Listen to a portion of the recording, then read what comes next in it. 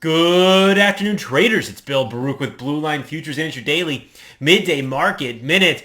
We saw commodities make a U-turn early. Will stocks do the same here heading into the final hour? But before I get to it, if you're watching this on YouTube, please click the link below and subscribe. Like and subscribe. If you're watching from our website, there's also a link below to direct you to YouTube, and you can subscribe that way. We'd love you to follow us. We'd love for you to help us build our following. Let's get to it here. Yes, we saw commodities early. Really, the metals reversed sharply after that ISM manufacturing number. But equities, S&P and the NASDAQ actually made new highs here mid-morning, late morning, and are coming off a little bit right now. Obviously, the 4,200 area is going to be sticky here in this big week ahead. ISM manufacturing to start the week off. You got Eurozone CPI tomorrow, Fed and ISM non-manufacturing Wednesday, obviously non-farm payroll on Friday. And let's not forget Apple's earnings on Thursday, AMD tomorrow. You have a lot to look at here as this week gets underway. So the big rally coming out of the end of the month, and we've seen that really multiple times in the past 6 months or so. You get this nice move end of month.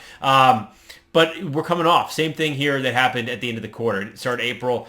We come off a little bit. But this isn't like that. This is holding pretty well. We saw the ISM manufacturing data. Prices were higher than expected. Those expanded. Employment was higher than expected. That expanded. And the headline number was stronger than expected. So it really shook the markets. You see yields rise. The 10-year yield went from 3.45 to 3.55. And again, commodities pulled back, but the S&P and NASDAQ did make new highs. It's going to be sticky, though. 4,200, like I said, and then NASDAQ 13,300 has been an area. 350, 320 was the settlement on Friday. So if we don't close above there, it's about holding construction. And if we come off, you want to come off a little bit. Now, I highlighted the Morning Express, really looking for this leg that took the last length of it on Friday, holding out above about 41.55. You get below there, starts negating some of that late strength from Thursday to Friday. So that's what we're watching. If it takes that out, we could see it added selling.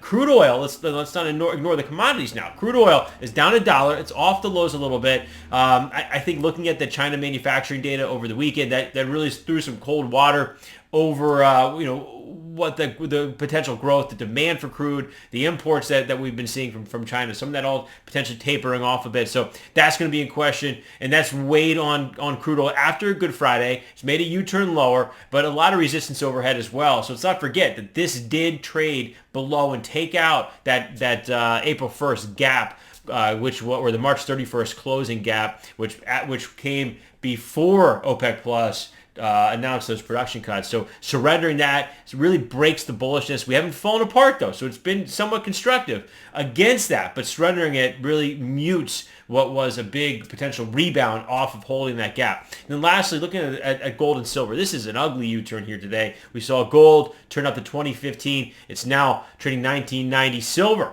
what is it, one and a half week highs, was it, at 26.21? We're now down at 25.20s. So this is a big reversal here. The dollar's making highs. Like I said, the rates were going higher, so treasury prices fell out of bed after that ISM number. Got the bonds down about 2 points. The dollar moving higher. The euro is down, but it's the yen, which is the second day in a row down huge after Ueda and the Bank of Japan said they were going to stay that course. So that's also potentially weighing on precious metals. Now, the bright spot is copper. I mean, copper's still up 4.5 cents in the day at 3.95.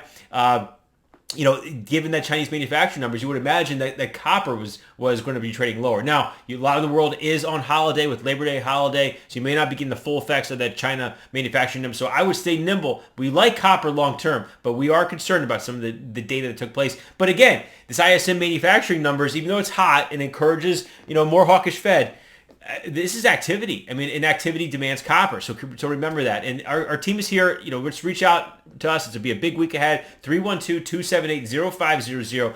And remember, futures trading involves substantial risk of loss. Is not suitable for all investors.